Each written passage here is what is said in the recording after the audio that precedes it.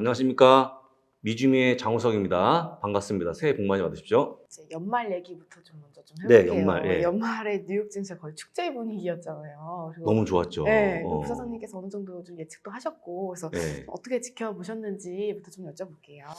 그냥 한마디로 말씀드리면 험난한 시작, 강력한 마무리였다고 음. 보시면 좋을 것 같습니다. 작년 초에 나왔던 실리콘의 파산 문제부터 굉장히 안 좋았는데 올해 AI 인공지능 붐이 불고 그 다음에 또 물가가 빠지면서 장을 올렸다고 보시면 좋을 것 같고 그 다음에 12월 나왔던 점도표 찍을 때 금리를 베팅했던 게 중요한 게 아닌가 싶어서 보여드리고요. 다만 한 가지 문제가 있다면 다 좋았는데 너무 많이 올라간 게 아닌가. 또 한 가지는 시장이 보통 과열권을 머무는 기간이 있었는데 과열권을 머무는 기간이 32일째였다. 보통 평균 20일이거든요. 네. 2배 이상 올라갔기 때문에 네. 과열이 문제였기 때문에 과열이 가장 큰 단점이었다고 보시면 좋을 것 같고요. 그래서 제가 보기에는 그 과열 어떻게 꺼트리는 게 중요했는데 어제 시장이 하락하면서 과열을 꺼트린 게 아닌가 보고 있습니다. 새해 첫 5거래일이 좀 중요하다고 알고 있는데 이게 과열을 꺼트리기 위해서 이 5거래일이 만약에 부정을 많이 받으면 그러면 앞으로 증시가 좀 부진해지는 게 아니에요? 좀 이 상황을 좀 어떻게 해석을 해야 되는지. 보통 첫 끝발이 이제 땡끝발이다 하지 않습니까? 별로 안 좋게 보고 있는데 네. 어제 하락이 좀 깊었어요. 나스닥이 1.63% 하락했으니까 보기 드문 하락이었고 10월 이후에 가장 큰 하락이었거든요. 근데 여기서 한 가지는 일단은 빠진 것은 건강한 조정이라고 보고 있습니다. 저는 그러니까 별로 문제가 안 되고 있는데 네. 다만 문제가 뭐냐? 나스닥만 빠진 건데 나스닥이 보통 매그세븐을 포함한 종목들이 보통 주도주 아니었습니까? 네. 혹시 주도주가 무너지게 되면 장은 무조건 빠지거든요. 그래서 그게 우려가 커지고 있고 다만 어제 그나마 안심한 건 뭐냐면 어제 나왔던 바클레이즈가 애플을 투자를 내렸거든요. 첫 번째 기사 있었고 네. 두 번째는 ASML의 중국 수출이 막히는 모습이 나왔습니다. 그래서 어제는 충분히 이유가 있어 빠진 거기 때문에 만약에 오늘까지 하락이 이어지면 솔직히 1월달 상승은 약간 물건나가는 분위기가 아닌가라고 볼 수 있을 것 같고 어제 하락이 진짜 애플과 ASML 악재 때문에 빠진 거라거든요. 오늘 반등해주면 그냥 한 숫자의 하락으로 끝나는 게 아닌가. 그 두 가지 지켜보시면 좋을 것 같고요. 저는 만약에 이번 오늘 빠지고 만약 1월까지 침체가 되면 특히 3월 달에 금리 결정할 때 네. 3월 달 금리나 베팅 하시는 분들이 많지 않습니까? 네. 거기까지 물 건너가기 때문에 1분기는 되게 어려울 것 같다. 3월 기준금리가 인하될 것 같다는 그 기대감 때문에 오른 거잖아요. 그렇죠, 결국은. 그렇죠, 예, 그렇죠. 근데 이 3월에 금리 인하가 안 될 것 같다. 그러니까 이제 원래 9월 달 나왔던 작년 9월에 나왔던 점도표가 두 번 인하했어요 올해. 두 번 했는데 세 번 숫자가 늘어난 거거든요. 네네. 그러니까 늘어나면서 그러니까 보니까 연준이 올해 금리를 많이 하겠네 베팅했는데 첫 번째는 3월 달에 베팅한 게 바로 그 문제거든요. 네. 근데 솔직한 얘기로 3월 달 금리 인하는 대부분 IB가 상당히 조심해서 예측하고 있고 그다음에 3월부터 금리 인하 할까? 라는 의심이 들고 있거든요. 근데 만약에 장이 좀 빠지면서 그게 물 건너기 시작하게 되면 올해 초반은 어려울 것 같다 말씀드린 거고 제가 보기에는 3번 금리 인하인데 과연 3월부터 인하할까? 라는 의심이 있습니다. 부사장님 예. 지난번에 예. 예측하시기로 최소 하반기는 돼야 된다 이렇게 그렇죠. 말씀하셨었는데 하반기죠. 그 전망이 아직도 유효한 건가요? 전 유효하고 있죠. 하지만 서학개미 분들, 시장 참여자들은 3월부터 계속 일하는 걸 보기 때문에 아마 상당히 3월 달에 기대 큰 걸로 보여주고 있고 아마 거의 100%로 3월 달 인하를 점치고 있지 않겠습니까? 시장 참여자들은. 근데 네. 저는 아니라고 보기 때문에 한 5월쯤 빨라봤자 3월이 물 건너가면 아마 큰 폭의 어떤 실마감이 나오면서 주가가 하락하지 않을까 싶고 아마 상반기에 가장 하락이 이거 될 것 같습니다. 제가 보기에는. 네, 그러면은 금리 인하 시점이 밀리면 증시에 찬물을 끼얹게 된다는 말씀이신 거잖아요. 그렇죠. 그 밖에 또 혹시 뭐 위험 요소 같은 게 있을까요? 좀 가장 큰 것은 이제 중국이 문제가 커지고 있고 중국 장도 되게 안 좋고 시진핑이 최근에 국내 문제가 크다 보니까 바깥쪽으로 이슈를 돌려고 하는 좀 상황이 있거든요. 그러다 보니까 약간 대만을 압박하지 않을까 하는 그런 내용이 있어서 가장 주시는 게 중국이라고 보시면 좋을 것 같고 아까 했지만 또 한 가지 단점은 일단 금리인데 금리가 현재 우리 시장 참여도 6번 인하로 점치고 있거든요. 6번 인하인데 6번 인하가 아니고 혹시 뭐 4번, 3번, 2번까지 인하가 되면 그것도 악재가 삼을 거기 때문에 일단 금리까지 보시면 될 것 같고요. 아까 얘기했지만 금리하고 중국만 아니면 일단 올해는 실제 워낙 좋은 해기 때문에 단점이 안 보인다. 것을 말씀드립니다. 그래서 월가에서는 지금 올해 S&P 500 지수가 뭐 5,400 뚫을 거다 이런 전망 낙관론이 나오잖아요. 네네 나오고 있죠. 현실성이 있는 얘기인지 좀 여쭤보고 싶었어요. 그래서 지금 이제 워낙 많은 IB가 목표수 올렸기 때문에 제가 하나 좀 불러드리면 뱅크 오브 아메리카가 네. 5,000을 제시했습니다. 네. 그 다음에 BMO가 5,100을 제시했고요. 네. 시티가 5,100을 제시했고 도이치방크 5,100 제시했습니다. 음. 그 다음에 오펜하이머 5,200을 제시했고 탐리가 5,400을 제시했는데 딱 보시면 평균이 4,900 정도 나오거든요. 네. 높은 거 아닙니까? 네. 근데 여기에 근거가 뭐냐면요. 네. EPS입니다. EPS. EPS. SE 평균 EPS가 네. 많게는 250 잡고 있는데 250 곱하기 20을 20을 곱하면 얼마가 나옵니까? 20배.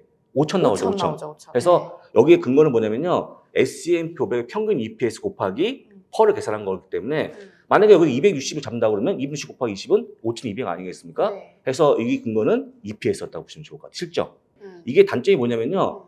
실적이 못 나오면 대부분 오피스가 깎이겠죠. 네. 장점이 뭐냐면요. 대부분 다 실적을 계속 근거를 얘기한 거기 때문에 거의 틀리지 않는다라고 보시면 되기 때문에 올해는 적어도 4,900포인트 이상으로 감회가 되지 않을까. 그것도 있고 또 한 가지 두 번째는 네.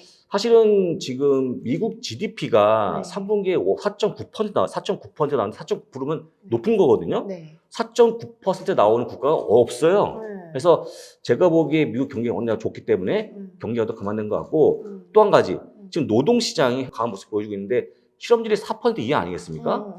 뭐 아까 얘기했지만 네. 실적 좋아지고 있고 네. 경기 좋아지고 노동시장까지 좋아지게 되면 사실 올해는 아까 얘기했지만 단점이 별로 안 보이는 시장이라고 좀 보시면 될 것 같습니다. 첫 거래일 오늘 밤이 뭐 중요하다고 하시긴 했지만 네.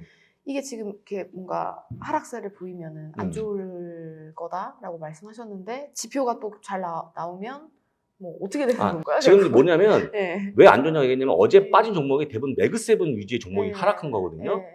빅테크. 네. 빅테크 시장이 이끌고 왔기 때문에 네. 다시 한번 얘기하자면 빅테크가 오늘까지 빠지면 네.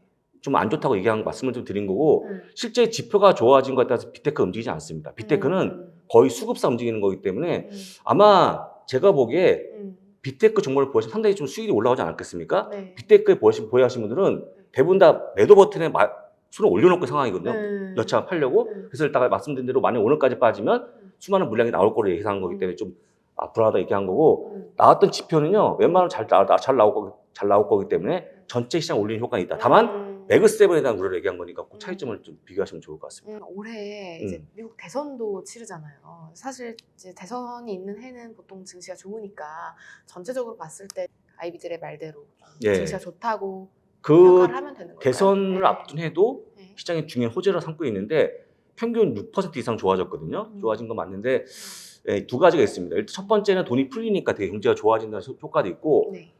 반대편에 뭐가 있냐면요. 혹시 만약에 그 대선 주자가 네.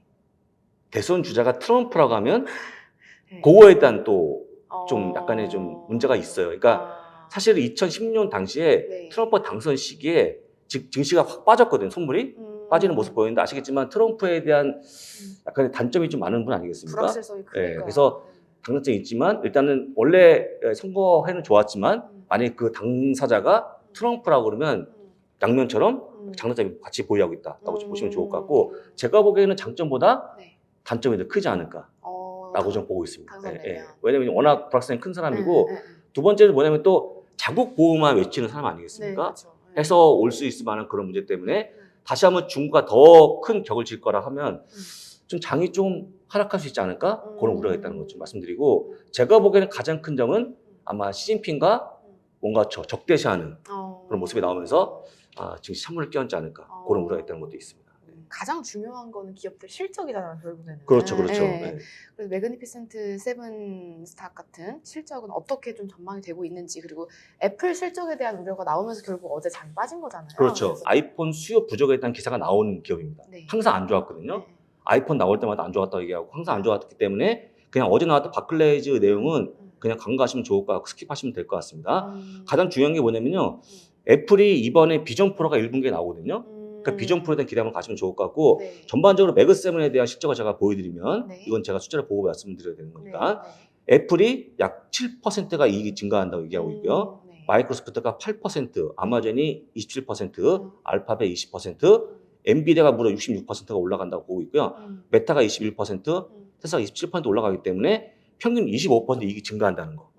설명드린 거니까 웬만하면 장이 좋아질 것 같은데 일단은 1분기에 제가 불러드린 이 숫자는 다 알고 있어요, 투자자분들이. 그러니까 이미 주가가 어느 정도 반영되어 있기 때문에 올해 이런 거보다 하반기까지 가면 좋은데 하반기까지 예상이 좀 기간이 멀리 남았으니까 예상 못하지만 첫 번째 아까 얘기했던 1분기는 다 반영이 돼 있다. 이미 네, 반영돼 있다. 그래서 아까 말씀드린 것처럼 만약에 금리가 3분의 인하가 안 되면 장이 빠진다고 보는 게 더 큰 악재라고 보는 거죠. 왜냐면 시장은 다 반영이 돼 있으니까.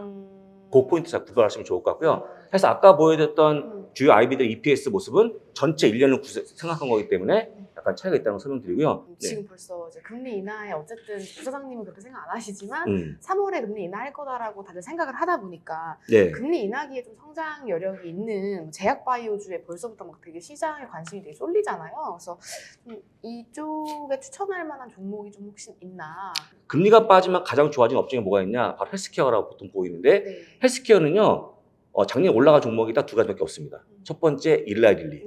주만 노보노스. 그러니까 네. 비만 치료는 올라갔거든요. 네. 올라가는데 그거는 다 빠졌다고 보시면 좋을 것 같고 또 한 가지 가장 많이 빠진 게 화이자 같은 게 많이 빠졌는데 백신이 안 맞다 보니까 빠진 종목이 있는데 첫 번째는 보통 작년에 나왔던 헬스케어의 규제가 뭐냐면 약간의 규제를 많이 했거든요. 주가가 하락했는데 올해 만약에 금리가 좀 빠지면 바이오테크 종목들이 수많은 M&A 이어지면서 뭔가 좀 활력이 얻을 것 같아서 헬스케어 쪽에 많이 베팅하고 있는데 현재 보게 되면요 12개 업종 중에서 가장 많이 올라온 업종으로 헬스케어 1등이니까 실적은 당연히 헬스케어 좋아하지 않겠다 생각이 들기 때문에 만약에 금리가 빠지게 되면 헬스케어 쪽에 베팅하시면 좋고 특히 이제 바이오테크 쪽에 베팅이 좀 맞아 보입니다. 화이자 말씀하셨는데 화이자 네. 주가가 많이 빠졌잖아요. 화이자 주가는요 벌써 6년 전 주가를 회귀했습니다. 그러니까요. 네. 얘가 이제 올해 좀 다시 올라갈 수 있을까요? 화이자는 제가 보기에 올해 전망까지 이미 반영이 됐기 때문에 거의 바닥을 찍었다고 보이는데 다만 중요한 게 뭐냐면 최근에 제약주의 가장 큰 관건이 뭐냐면 비만 치료제 있냐 없냐거든요. 근데 혹시 화이자 비만 치료제 들어본 적 있으십니까? 다노글리프론 현재 만들고 있어요. 아마 올해 1분기에 결과 나올 건데 이것만 잘 되면 충분히 올라간다고 보시면 될 것 같고 또 한 가지는 지금 화이자가 대부분 다 약이 5년 특허 기간이 만료가 되기 때문에 복장이 나오면서 주가가 좀 빠지고 있는데 새로운 약이 또 만들어질 거기 때문에 일단 화이자에 대한 부분은 바닥을 찍었다고 보시는 게 맞을 것 같고요. 아까 얘기했지만 화이자부터 모든 제약주에 대한 약가 인하에 대한 그 압박만 없어져도 올라갈 거기 때문에 일단은 화이자에 대한 관심, 헬스케어에 관심은 계속 이어가시면 좋을 것 같습니다. 볼만한 좀 종목이나 좀 섹터 같은 게 아까 뭐 제약 바이오나 아니면은 뭐 배당주 이외에 혹시 좀 있을까요?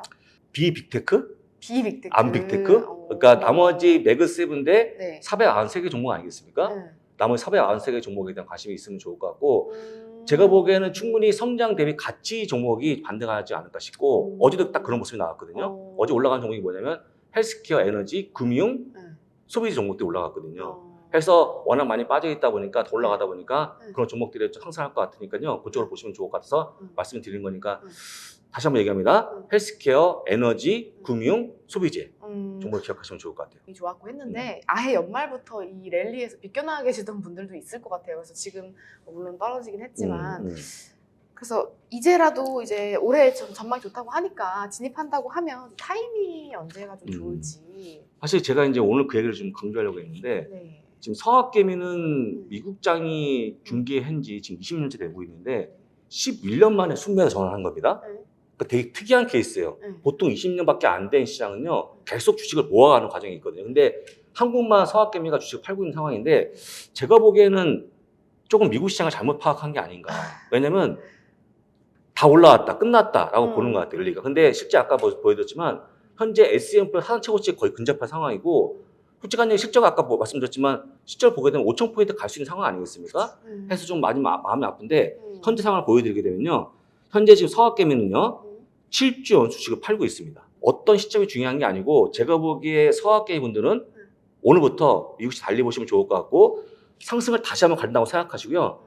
일려 중요한 게 어떤 특정 시점이 중요한 게 아니고 당장 오늘부터 주식을 모아갈 필요가 있다. 그러면 하반기에 금리 인하가 될 것 같다고 하셨으니까 채권을 지금 담는 게 그러니까 그때는 이르다고 하셨잖아요. 예, 이렇죠. 지금은 이제 그럼 적절한 타이밍. 지금은 만약 없는 분들은 굳이 지금 하지 마시고 상반기에 나온 아까 얘기했지만 3월달 금리 인하 베팅이 되는지 안 되는지 보시면 될 것 같고요. 3월달. 그다음에 만약 된다고 그러면 뭐 아까 얘기했지만 장기 국채, TLT 같은 거 담으시면 되겠죠. 어차피 여러 번 할 거니까. 어차피 지금 채권 안 담으신 분들은요. 아마 주식을 담으신 분들도 주식 성과가 더 좋았을 거예요. 상관이 없는데 다만 이제 굉장히 지금 장이 금리가 빠지다 보니까 채권에 대한 매력이 또 올라가지 않습니까? 혹시 하실 거면 3월달 금리 결정이 된 다음에 그 이후 한번 해보자 라고 말씀드린 거고 다만 여기서 절대 TMF는 안 돼요. 세 배째는 안 됩니다. 안 되고 네. TLT나 네. AGG 같은 ETF, 한 배째 ETF가 네. 좋아 보이니까 담으시면 좋을 것 같습니다.